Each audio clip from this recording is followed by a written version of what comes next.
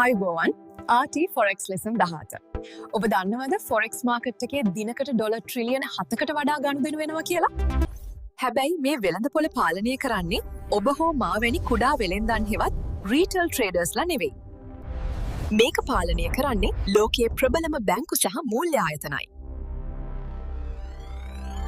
අද අපි ඉගෙන ගන්න යන්නේ මේ බැංකු හෙවත් ස්මාර්ට් මනි මාකට් එක හසුරුවන රහස ගැනයි. සාමාන්‍ය රීටල් ට්‍රේඩර් කෙනෙක් විදිහට හැමදාම ස්ටොප් ලොස් වැදිලා අතරමං වෙනවද? එහෙනම් මේ වීඩියෝ එක අවසානයේ වෙනකම් බලන්න. මොකද අදින් පස්සේ ඔබ වෙළඳපොළ දකින්නේ බැංකු දකින විදිහටයි. අපි හැමෝම දන්නවා ෆොරෙක්ස් කියන්නේ සැපයුම සහ ඉල්ලුම මත ක්‍රියාත්මක වෙන තැනක් කියලා. හැබැයි මිලක් එකපාරටම ඉහළට හෝ පහළට යවන්න පුළුවන් තරම් විශාල මුදල් ප්‍රමාණයක් අපේ ගිණුම්වල නැහැ. මධ්‍යම බැංකු, වාණිජ බැංකු සහ හෙජ් ෆන්ඩ් සතු මේ විශාල ප්‍රාග්ධනය තමයි අපි ස්මාර්ට් මනි කියලා හඳුන්වන්නේ. SMC හෙවත් ස්මාර්ට් මනි කන්සෙප්ට් හරහා අපි කරන්නේ ඔවුන් අඩි තබන ස්ථාන හෙවත් ෆුට්ප්‍රින්ට්ස් හඳුනාගෙන ඔවුන් යන දිශාවටම ගමන් කරන එකයි.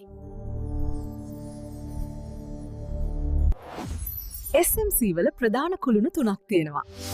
1. මාකට් ස්ට්‍රක්චර් හෙවත් වෙළඳපොළ ව්‍යුහය. මෙතනදී අපිට වැදගත් කරුණු දෙකක් තියෙනවා.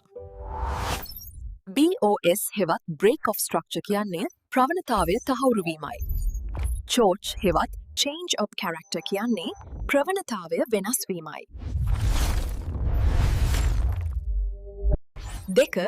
Liquidity හෙවත් ද්‍රවශීලතාවය. බැංකුවකට මිලියන ගන්නක බයි ඕඩර් එකක් දාන්න නම් ඒ හා සමාන සෙල් ඕඩර්ස් ප්‍රමාණයක් වෙළඳපොලේ තියෙන්න ඕනේ. ඒ සල්ලි තියෙන්නේ කොහෙද? ඒවා තියෙන්නේ අපේ ස්ටොප් ලොස් වලයි.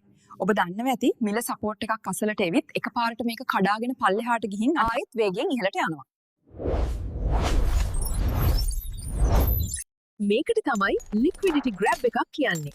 බැංකුව අපේ ස්ටොප් ලොස් ටික දඩයම් කරලා හෙවත් ස්ටොප් ලොස් හන්ටින් කරලා ඒ සල්ලි අරගෙන තමයි මිල ඉහළට ගෙනියන්නේ.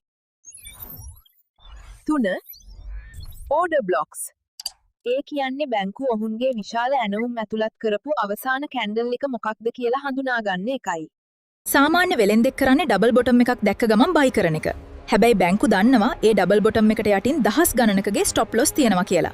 ඒ නිසා ඔවුන් මිල තව ටිකක් පල්ලෙහාට ගෙනihin හැමෝගෙම ස්ටොප් ලොස් හිට් කරලා තමයි ඇත්තම ගමන යන්නේ. මතක තබා ගන්න ඔබ chart එකක සල්ලි තියෙන තැන හෙවත් ලික්විඩිටි එක කොහෙද කියා නොදන්නේ නම් අනිවාර්යයෙන්ම ඔබ තමයි ඒ වෙලාවේ වෙළඳපොලේ දඩයම් වෙන සල්ලි ප්‍රමාණය හෙවත් ලික්විඩිටි එක වෙන්නේ. අද අපි ඉගෙන ගත්තේ SMC වල මූලික සිද්ධාන්තය පමණයි. ඊළඟ පාඩමෙන් අපි ප්‍රායෝගිකව chart එක මේවා අඳුර ගන්න විදිහ ඉගෙන ගනිමු. අද ඔබට තියෙන homework එක තමයි chart එක මිල ඉහළ යන විට පෙර තිබූ highs බිඳී යන අවස්ථා හෙවත් BOS ලකුණු කරලා අපේ ගෲප් එකට දාන්න.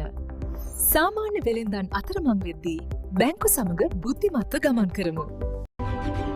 ෆොරෙක්ස් ගැන නිවැරදිව ඉගෙන ගන්න RT ෆොරෙක්ස් සමග දිගටම රැඳී සිටින්න. ජය වේවා!